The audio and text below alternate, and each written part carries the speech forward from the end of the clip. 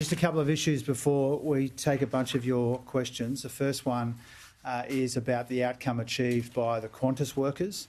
The government really welcomes the result and the outcome achieved by the Qantas workers and their union, the Transport Workers Union.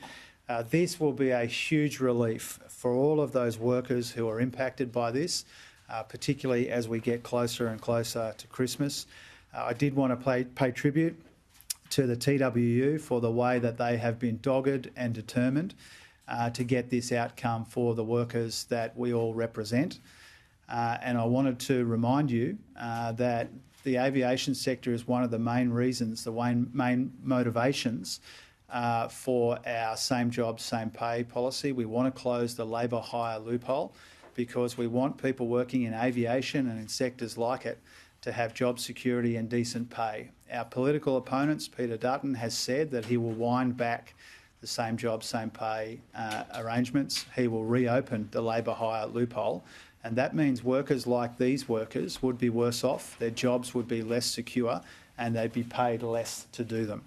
The last issue I wanted to touch on before your questions is around nuclear and the comments from the Deputy Premier of Queensland in the last little while. Now, the Deputy Premier of Queensland and I are from different sides of the political fence, but I think what he said in the last little while makes a lot of sense. Queenslanders don't want to be anywhere near Peter Dutton's nuclear meltdown.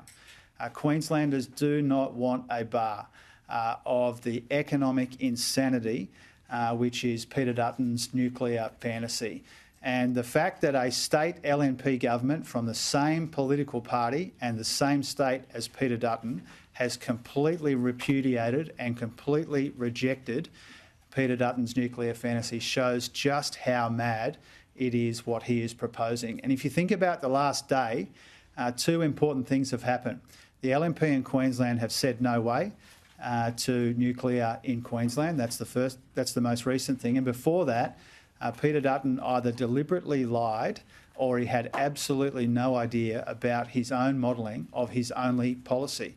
He said yesterday that in the frontier modelling, prices for electricity will go down by 44%. That is a complete lie, or it's an absolutely humiliating mistake.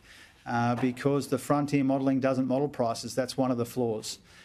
The reason why he won't come clean of the impact on nuclear, on power prices, is because Peter Dutton will push energy prices up, not down, and that's because he's gone for the most expensive form of new energy.